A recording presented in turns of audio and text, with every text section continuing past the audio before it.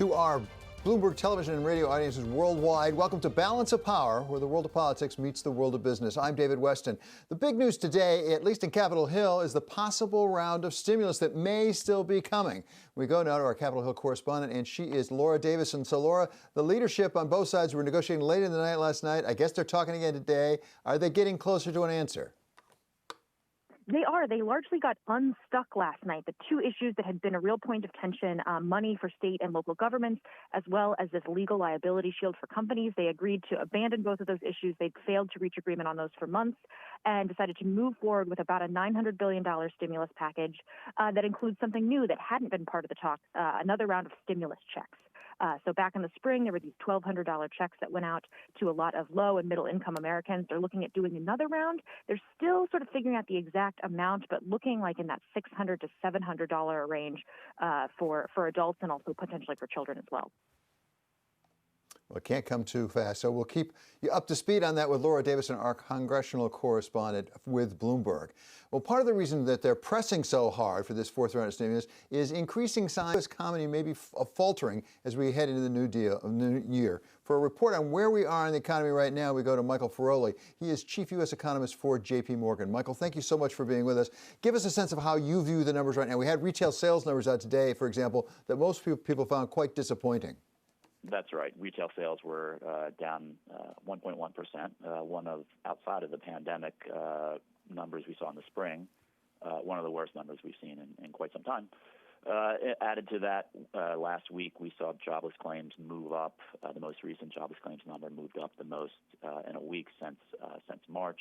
We'll get an update on that tomorrow. But I would say the picture looks like the fourth quarter started off pretty strong, and it is ending probably pretty weak. And I think we'll still register an okay GDP number for Q4 because of that strong early start, but I think it sets us up for probably a pretty weak one in the first quarter, because it doesn't seem like, given what we know about the pandemic and given what we know about restrictions on activity, that December is going to be any better than what we saw this morning for November retail sales. So I think the picture, at least in the near term, is looking pretty challenged.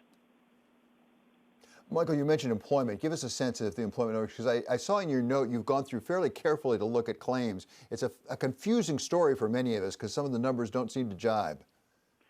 So the claims numbers generally have been less reliable since March because the claims offices in many states have just been overwhelmed. You've had some issues with fraudulent claims particularly for pandemic unemployment assistance, which is that program that's meant for generally for self-employed and other categories of workers who aren't eligible for traditional claims. So that has made the numbers less reliable than normal. However, we do still think there is some signal to be gained from the change in the weekly claims. And again, the change last week was unfavorable, moving up, and we'll see what we get next week. But I think the picture suggests that we could see employment actually print negative in December. We'll get a better sense perhaps next week. This week is the week when actually no, I'm sorry, it was last week. That was the reference week for the December employment number. So tomorrow will be the claims number that will relate to that reference week. So I do think, however, what we know now suggests that there's a chance for the first time since April that we could see a negative print for non-farm payrolls. We, of course, don't know yet what Congress will do, if anything, further on the fiscal stimulus front. But as you look at the proposals right now, at least the slimmed-down proposal that includes some supplemental unemployment benefits as well as some help for small businesses, extension of the PPP program, although perhaps not the state and local assistance, something like that, what might that do for the U.S. economy? How does that help? So that should be very helpful for the economy. You're talking about something that's about 4% of GDP.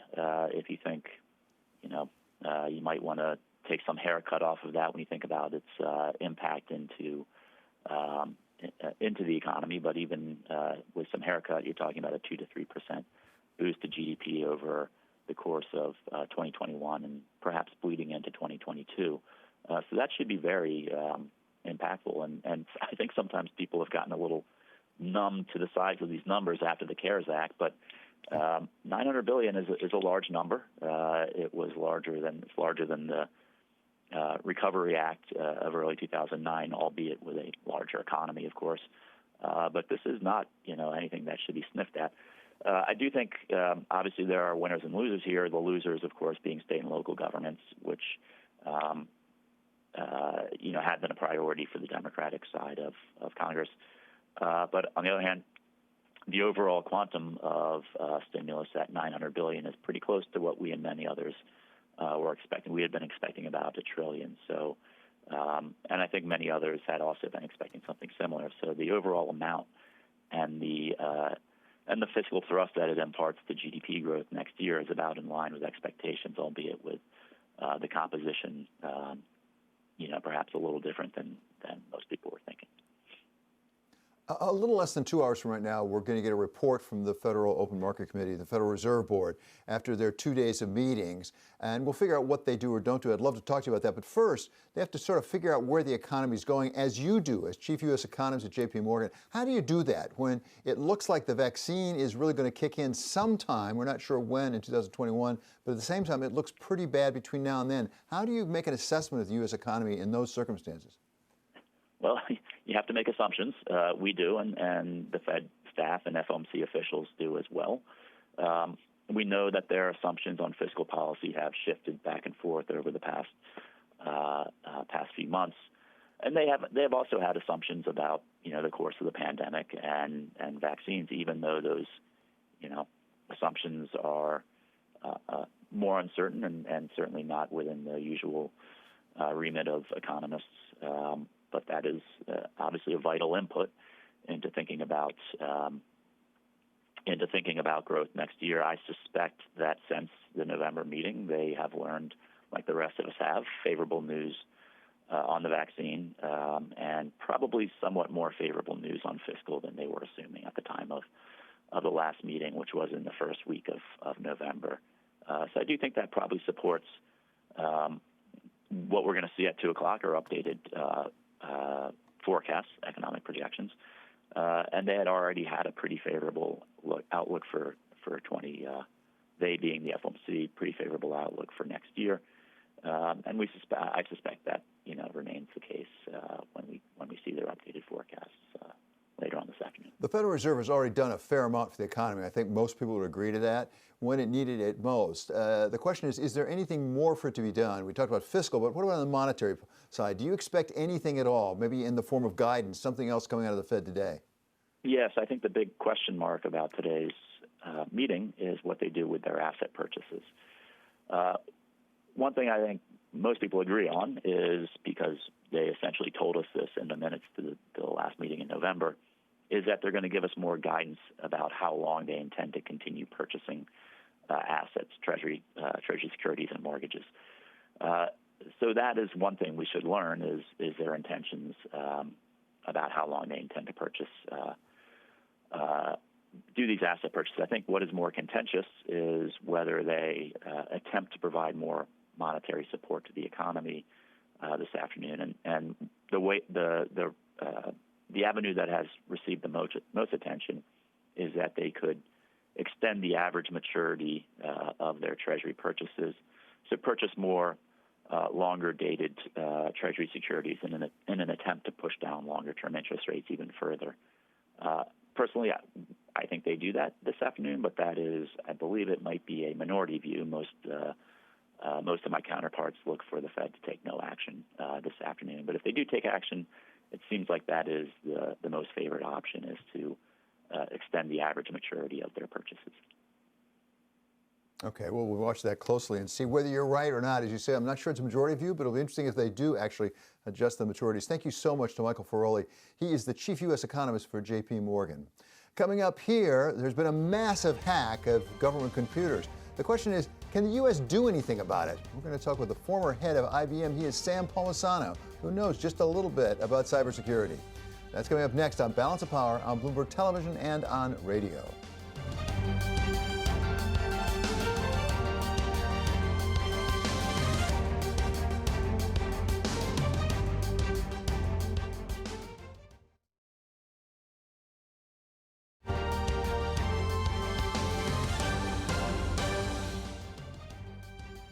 This is Balance of Power on Bloomberg Television and Radio. I'm David Weston. We learned this week about a massive hack of government computers. We still don't know, frankly, how many were hacked or how much data was taken. It was bad enough that the National Security Advisor had to come back from his trip overseas to try to assess the situation. To help us assess the situation, we now have the former chairman and CEO of IBM, Sam Palmisano. Sam also served as the vice chair of President Obama's commission trying to deal with cybersecurity. He knows just a little bit about it, and now he has an institute to try to address the issue. So, Sam, thank you so much for being back with us. Really appreciate it. So when you heard this week, what did you make of it? Yeah, well, David, first of all, thank you for having me, and have a good holiday, and I hope you do get a break and you're prepared for tomorrow's snowstorm. But my first reaction when I heard about it, quite honestly, I thought it was the Chinese.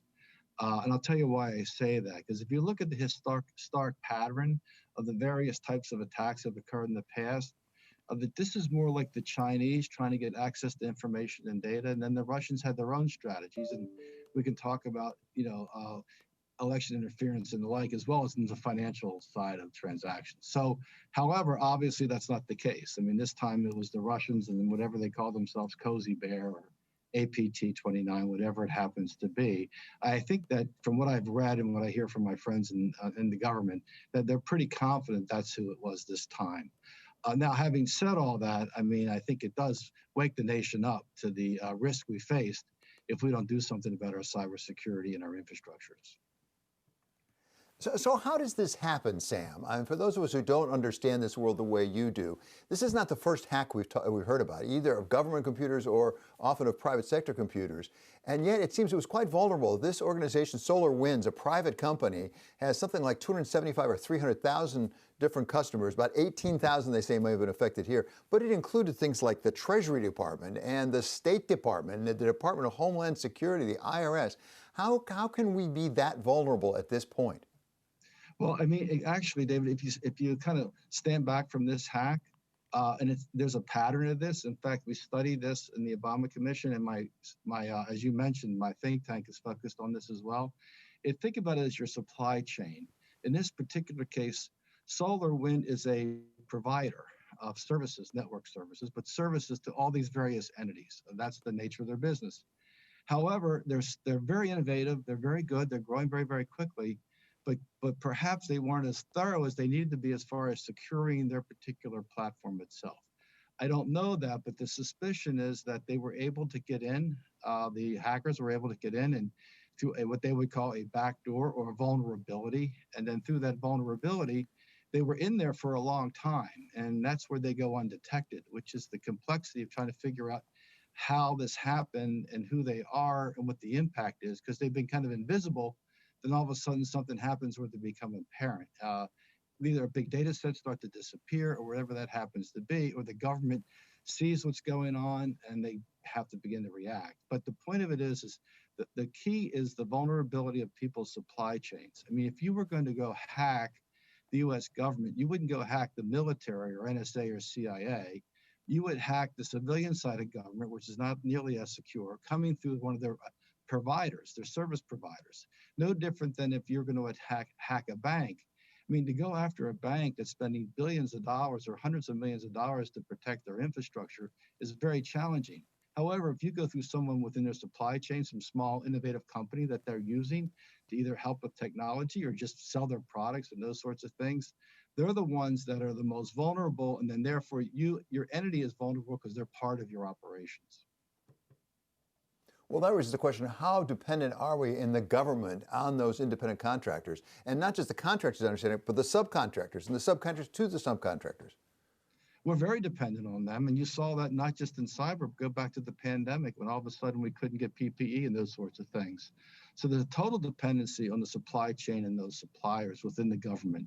That's not a bad thing, I mean, quite honestly, but what it requires is the government establish standards, just like a company would establish standards, that if you're going to be a provider of services to us, whether that's software, people, whatever it happens to be, you have to comply with these cyber standards. Now, there's a standard that was established called NIST in the Commerce Department that we worked on years ago.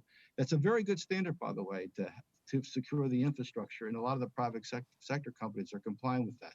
What we did in my little think tank with thing called the Cyber Readiness Institute, we felt that people weren't going to focus on these very small businesses. So we created a whole set of tools that we distribute for free. I mean, they're actually for free. We're a nonprofit, so we can do these sorts of things. And we probably have hundreds of thousands of subscribers now, even small spas with 3 or 4 employees, not just companies or government agencies, to give them a basic level of protection when it comes to cyber threats. Now, the point of it, again, is that why are we doing this?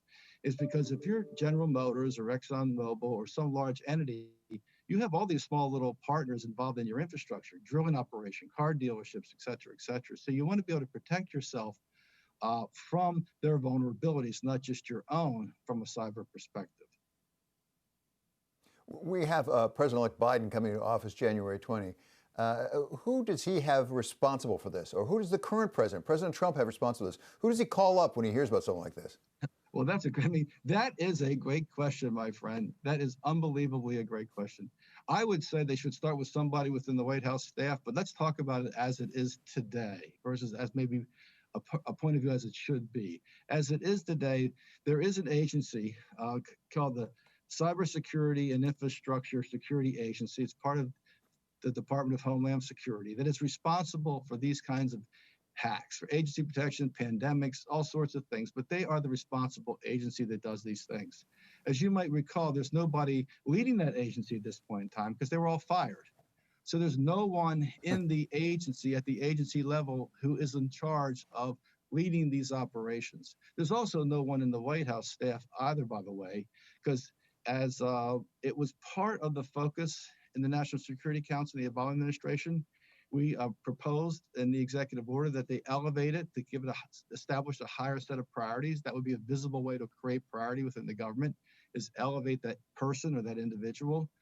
Since then, that actually has been kind of lessened. Their responsibilities have been lessened, and therefore, obviously, their focus and their impact has been lessened. So I'm the president of the United States, sitting president of the United States, and I wanted to call somebody from my staff in my office to tell me, hey, what's going on? What should we be doing? There's no one there. Oh. Do we have the people in the United States government somewhere, working somewhere, who have the technical expertise to deal with this? I mean, this is very sophisticated stuff. Certainly, I wouldn't know how to go about dealing with it. But do we have the level of sophistication in the people we have employed in the government? Yes, we do. But it's more in, I'll call it the national security and the defense establishment. They really are excellent skills. If you look at what they refer to as .mil, U.S. government .mil versus .gov, which is the civilian side. They're very, very good at this. They have good infrastructure. They actually do a pretty good job in defending their own infrastructure as well as our country. It's when you get to the civilian side of government, whether it's, you mentioned Treasury, the previous hacks were the Office of Personnel and Management, OPM, IRS, et cetera, they don't have the same level of skill, and their infrastructure is very antiquated. It is well behind current technology and what it needs to be.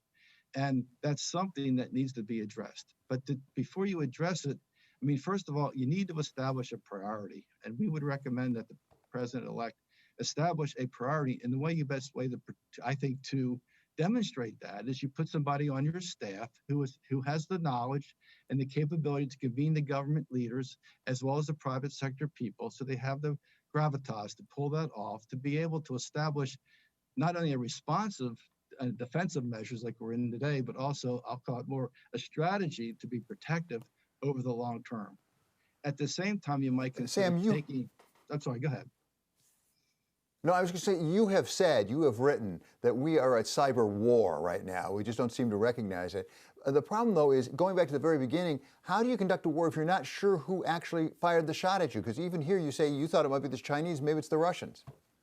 And that's the challenge, because it's very difficult to know where all these attacks are coming from. I mean, you can talk about in the private sector, the famous one was the Sony attack. And it took a long time to figure out whether it was North Korea or who helped North Korea. Was that really Iran or was it the Chinese? And that takes a long time because of the nature of how you can hide within the internet, let's say, in layman's terms, and then get yourself embedded into the infrastructure.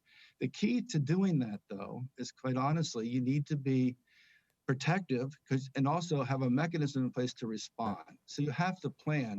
If you're the government or a company, you have to plan, assuming even though you take all these precautions and maybe you're best of breed, something's going to go wrong, and you have to have a response mechanism in place. Which takes us back to your basic point. It's got to be a higher priority for the government. Thank you so much. That's Sam Palmisano, former chairman and CEO of IBM. And this is Bloomberg.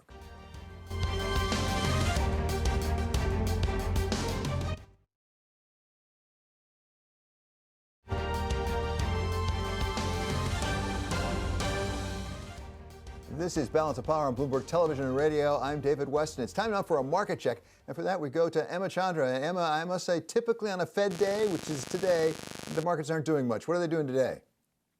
Yeah, you would think they are waiting for something, and of course they are waiting for the results of that FOMC meeting. Let's call them mixed. We're seeing small gains for the S&P 500 and the Nasdaq. The Dow in the red slightly. We've got yields slightly rising, and of course the dollar weakening, all ahead, of course, of that Fed meeting. Economists waiting to find out any more information on asset purchases from the Fed. Other items the market might be digesting, of course, that miss we saw for U.S. retail sales. That might have sent a small shiver down the spine of some economists worried about the U.S. economy. Also, of course, the market waiting for any news on the stimulus bill. I know that's something, of course, you're talking about a lot about on balance of power. A few movers for you, David, as well. Pfizer in the red today. This is we're hearing that some of the vaccine had to be returned after it got too cold, down 2.5% at the lows, kind of clawed back about a percentage point of that. Twitter, look at that, up some 3% today, trading at its highest since 2014. This is as JPMorgan calls it its top internet pick, seeing some 23% in upside for Twitter next year. Exxon also rising, being upgraded by Goldman, the second upgrade for Exxon this week. This is Goldman expects to see a recovery in oil demand as we move to a post-COVID world. And look at Tilray, look at that, up 23%. This is we're hearing news that it will combine with Afria to make a cannabis giant. And finally, David, I can't come on your show without talking about Brexit. The pound rising against the dollar, hitting a two-year high, up at 1.35 against the dollar. This is we're hearing optimistic signals about the prospect of a Brexit trade deal.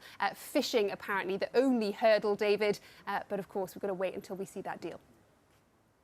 You know, Emma, I knew we weren't going to get through it without talking about those fish. We had to get the fish sooner or later. Thanks so much to Emma Chandra very important for that report on the markets. Coming up here, we're going to talk stimulus with Levin. He's Democratic congressman from the state of Michigan. Are we going to get a deal or not? This is Bloomberg.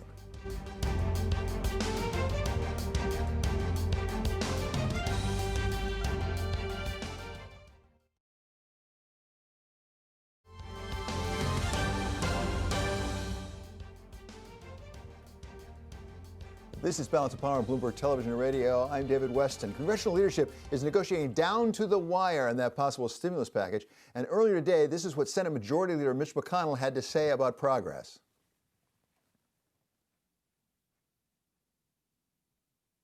The Democratic leader and I worked into the evening alongside the Speaker of the House and the House Republican leader. We made major headway toward hammering out a targeted pandemic relief package that would be able to pass both chambers with bipartisan majorities. For the Democratic side of what's going on Capitol Hill, we turn now to Andy Levin. He is a Democratic congressman from the state of Michigan. So great to have you with us. Thank you for joining us, Congressman. Give us your sense of where things stand. Are we going to get a deal done or not? Hey, David, it's great to be with you. We're going to get a deal done. I'm not leaving until we get a deal done. I cannot believe we're here singing Christmas carols and we still have not gotten aid to the American people. As you know, the House passed an aid package in May. We re-upped it in October, trying to get closer to whatever the mysterious Mitch McConnell wants. And now negotiations are hot and heavy. We must get aid to the American people. This is a huge, huge crisis. And does that include if you have to give up the state and the local support? Because that seems to be the deal that's working its way through. We've heard Mitch McConnell repeatedly say he doesn't want that to happen. It looks like you may have to leave that behind.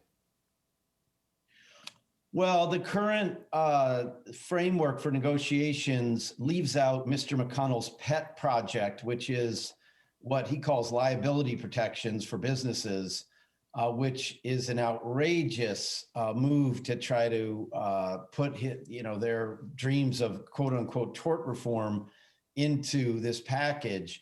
And, in exchange for putting off state aid to state and local governments until Joe Biden is president of the United States. I don't like that, but we absolutely are not going to negotiate around this liability reform. David, what McConnell's proposal would do would not only create a gross negligence standard similar to like criminal homicide standards before any company could be held liable for endangering its employees, it would prevent OSHA and other federal agencies from issuing standards for employers to follow. And it would even prevent states, override states that have already had their state level OSHA agencies issue standards. It would override those standards. It's the exact opposite of what we need. We're not going to stand for it. And therefore we may have to let aid to state and local governments go. That's something I personally have fought for really hard, and we're going to have to get it at some point because our state governments, our local governments are suffering incredible budget shortfalls. They're having to lay off first responders, nurses, other public employees. That would, if we allowed that to stand, we learned in the Great Recession that would prolong the downturn. And it doesn't make any economic sense to do that. So we'll come back to that. But for now, it looks like we're going to get money in there for every family, which is a must, aid to unemployed people, which is a must, public health dollars and measures to increase our public health response and increase the effort to get everybody vaccinated. And so, this is a lot of half loaves all over the place. But that's what these negotiations often yield, these last minute deals. I was going to ask about that because it depends in part on how you call it, but there's money, as I understand it, in there for schools, and that would essentially go to state and local government. I believe there's going to be money to get the vaccines to people, which will be also assistance. So is there some aid for the states for some certain specific purposes? Yeah, I think that's absolutely right, David. And like in a state like Michigan, a great percentage of our public school funding comes through the state budget as opposed to just local property taxes. And as you say, the states are responsible for vaccine distribution. We'll definitely have money in there for them. The states don't get as much as we want, but they get something. It's really local governments that are getting almost nothing here. And, I still remember, David, right after the initial shutdown of COVID, the first meeting I had with the 21 cities and townships in Michigan's 9th district, I heard about the disaster that was befalling them, their budgets, their ability to keep their crucial public employees, on the job. And so I actually wrote a bill with some others. We got into the HEROES Act and the HEROES 2 Act, significant funding for local governments. My particular piece was I wanted funding in there for smaller local governments. As you remember, the CARES Act had funding for local, counties and cities with 500,000 or more people. In Michigan, that's a grand total of 5 local governments, 4 counties and the city of Detroit. So, we're not giving this up, but for the moment, I'm afraid that the cities and townships and counties are going to get precious little. And that's really too bad. But you're right. We've got to help schools. We've got to help the public health response and so forth. Give us a sense of what's going on in your district back in Michigan, because as I understand it, one of the issues here, if we don't get a stimulus bill, is there'll be a lot of people cut off from some of those supplemental unemployment insurance benefits. There's a lot of food and home insecurity around the country right now. What's going on in your home district? David, the pain is so incredible. The end of unemployment benefits would leave just so many individuals and families unable to pay their bills. Already, people have been using credit cards and getting money from family members. People have had to move in with others because they can't afford to hang on to their apartment or their house. We must extend the moratorium on evictions. We've got to get help to renters and landlords. Look, this isn't just about the renter, right? think of a person whose livelihood is basically owning 2 or 3 small apartment buildings, right? If they can't get the rent from their tenants, they can't pay their mortgage.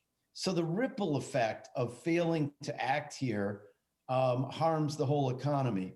I do want to mention hunger. A couple weeks ago, I went out to a mosque in my district that has been distributing food, and the line of cars out on the major thoroughfare to come into the mosque's big parking lot to get their food was over a mile long. And you're seeing this all around the country. And you're seeing people who may, have needed food assistance before. You're also seeing at all of these food banks, cars and people who clearly have not experienced hunger before, and they have lost their livelihood and they are hurting. We need to rush aid to the American people. It's shocking that it's taken this long, and I'm not leaving Washington until it's done. I'll tell you that much. Can you still get out Friday night? If you're not going to leave until it gets done, you're going to get it done by Friday night? I do think, well, of course, we have to do something or the government will shut down by Friday night. So I think that the leadership is all committed now to getting something done, the whole package. And, one thing that in terms of you mentioning, well, there's something in it for states anyway. Remember, this is tied into the whole budget. And so there will be other money in there for state and local governments as well that they're counting on. So I think we'll get it done by Friday. That's my hope. Well, good luck to you. Thank you so much. Really appreciate you being with us. That is Congressman Andrew Levin of Michigan. He's a Democrat. And in the meantime, we're going to stay around here. We're going to talk to Dr. Ofer Levy. He is from Boston Children's Hospital about vaccine. What's going on up there? He was actually one of the lead investigators on the Pfizer-BioNTech vaccine. That's coming up next on Balance of Power on Bloomberg Television and Radio.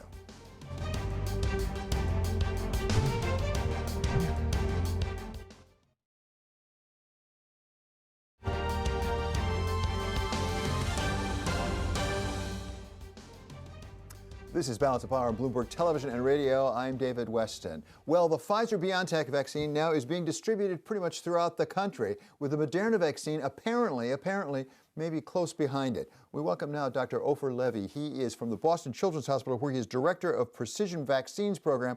He also sat on the FDA panel of experts that recommended the FDA approval for emergency use authorization just last week. Dr. Levy, thank you so much for being with us. Give us a sense right now of the distribution plan for this vaccine. For example, do you have it yet at your hospital up in Boston? Thank you for that, David. And to all your viewers, as we all know, we're living in very remarkable times. A terrible pandemic, and then maybe light at the end of the tunnel in the form of these mRNA vaccines. And as you alluded to this past Thursday, I voted in favor, along with the other advisory committee members, of FDA's emergency use authorization. As you know, that EUA was granted for the Pfizer vaccine, and vaccine now has begun distribution across the United States.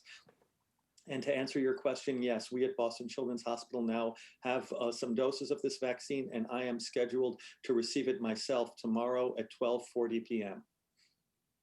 Oh, that's interesting. One of my questions would be, are you meeting any resistance up at your hospital to people receiving the vaccine? Because we hear reports, some polls even across the country, that say some people are reluctant to take it. Well, these are very unsettling times. People are afraid. They're afraid for themselves. They're afraid for their families, for their loved ones. And it's really, really critical that we acknowledge those fears, but that also we separate the emotions from the science. And the science shows that this vaccine, the Pfizer vaccine, demonstrated safety and efficacy in preventing COVID disease in those who received the 2-dose series. You're at Boston Children's Hospital, and it raises a question in my mind, at least right away. Should young people be getting this vaccine, and how young? So the EUA authorization was issued for Pfizer for ages 16 years of age and up. And so right now, those are the age ranges for that vaccine. Moderna is seeking an EUA that will be determined tomorrow. The vote will be tomorrow for 18 years and up. So these vaccines at this point are not for individuals who are little children under 16 years of age. We don't have a vaccine yet for that group. What is the possible ramifications for the vaccine for schools? I mean, something on everyone's mind all across the country. How important is that we get inoculating for teachers, obviously, administrators, but also for some of the students? Right. So, well, each state is setting priority groups to determine in order who should receive these vaccines. It's going to start with healthcare workers who have close contact with patients and are at risk of contracting coronavirus infection. And this is not determined by somebody's academic credentials or rank. This is determined by contact. So that includes the environmental services members of the team who are critical, also in the emergency rooms and the ICUs. If they're in those spaces and having contact with patients or coming near patients, they will also be first in line to receive those vaccines. And then, of course, our elderly who are at risk of severe COVID and even, God forbid, COVID-related death. And so they're also in that group, elderly in long-term care facilities. And then vaccines will be distributed beyond that to additional groups in rough order of the risk of that group for contracting and or having severe COVID. In a school setting, of course, we would start with any older individuals, likely, as you said, teachers or administrators, particularly those individuals who are over 65 years of age, are at increased risk. And then, of course, there are people with various chronic conditions, diabetes and other conditions that place them at higher risk of severe COVID. And those individuals would be higher priority to get immunized. And I would imagine as the vaccine gets pushed out to the population and taken up, that will help and should help reopening with schools. Doctor, I wonder, as we talk about schools or about your hospital, as more and more people get the vaccine, does it change your protocols at all? Because certainly it will protect, we assume, and we hope, the person who's inoculated. But does it mean that they don't have to wear personal protective equipment? Does it mean they don't have to socially distance or wear masks otherwise? No, it does not. It does not mean that at this point. We're still trying to figure out. So we know that those who get the 2-dose series of the Pfizer vaccine, for example, the vaccine is excellent, 95% efficacy, meaning you reduce your risk of getting COVID disease by 95%, a huge win. We still don't know for the Pfizer vaccine whether it reduces the risk that you pass on the virus to somebody else. And so those studies are ongoing, and we'll learn more in the weeks to months ahead. For the Moderna vaccine, I've looked at the briefing documents. They're publicly available now. Your viewers can download them online as PDFs from the FDA website. But there, some information was provided that not only does the vaccine greatly reduce the risk of COVID disease, it also appears to reduce the risk of asymptomatic infection, just having the virus without any symptoms, and therefore may reduce the risk that you pass the virus on to somebody else. That part of the study was limited, but was very interesting data, and much more to learn about these vaccines and whether they'll be able to reduce the spread of virus. But they certainly greatly reduce the risk of the individual who got the vaccine series from getting COVID disease, which is important. Doctor, you, of course, are a scientist. You're not a logistics officer. At the same time, I wonder about the distribution of the vaccine as we go across the country. There's a report today that there were a couple of trays of the Pfizer-BioNTech vaccine that actually had to be returned, not because it wasn't cold enough, but it was too cold, the way it was kept. I didn't understand that, in fact, you could keep it in an environment that was too cold. How difficult will this distribution be, given that sensitivity to temperature? Thank you for that. And, I am a physician scientist. I not only see patients in the hospital, but I direct the Precision Vaccines Program. We do a lot of vaccine research, and it involves shipping of biosamples and of vaccines. And we pay careful attention to temperature and temperature ranges. And for any medicinal product, there is a temperature range in which it's acceptable to keep it. And so if you go below, obviously going higher in temperature is known to be a problem because the RNA can degrade. If you go lower than the indicated temperature, you get into a zone where you just don't have data to know if it's okay to do that. And remember that at some point, the vaccine isn't injected frozen, it's stored frozen. On the day they're going to give you the vaccine, they're going to take the vials out of the deep freeze, let them thaw, let them become liquid again. And then they're going to deliver the doses, and it's not reusable. You can't refreeze it. So for each of these products, there's a product label and instructions as the range of temperatures that are acceptable, and we have to stay within those ranges to have confidence that we have a good product out there and that it meets the specifications under which the EUA was authorized. Okay, Doctor, I really appreciate you being with us. That was very informative. That is Dr. Ofer Levy. He is from the Boston Children's Hospital up in Boston. And coming up next here on Balance of Power, we're going to talk about the Fed decision, which comes out in just about an hour and 15 minutes from right now. We're going to talk about it with Michael McKee. He is our international economics and policy correspondent. That's coming up next on Balance of Power on Bloomberg Television and on radio.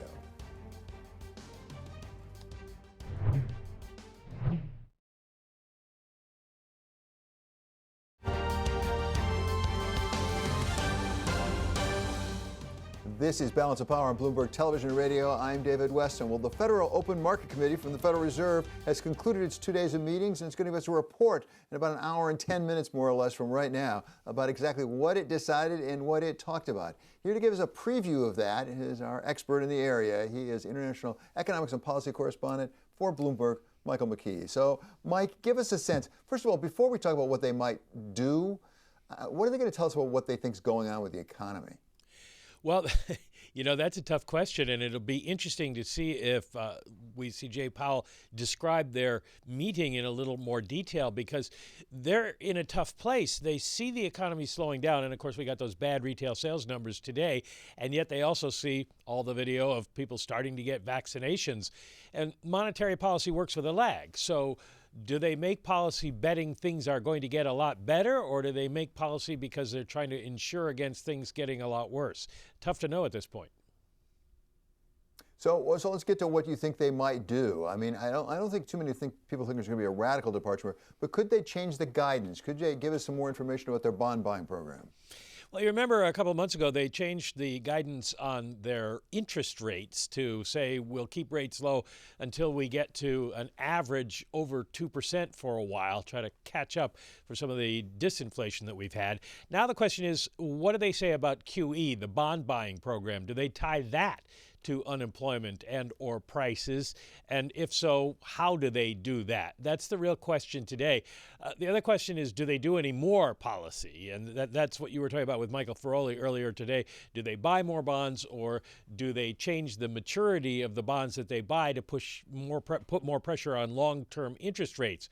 Well, right now we're at 92 basis points for a 10-year, and corporate spreads are very, very low. So there's not a strong argument to do it right now if you think things might get worse and you want to keep something in reserve, which is why maybe 50%, slight majority, think that won't happen this time.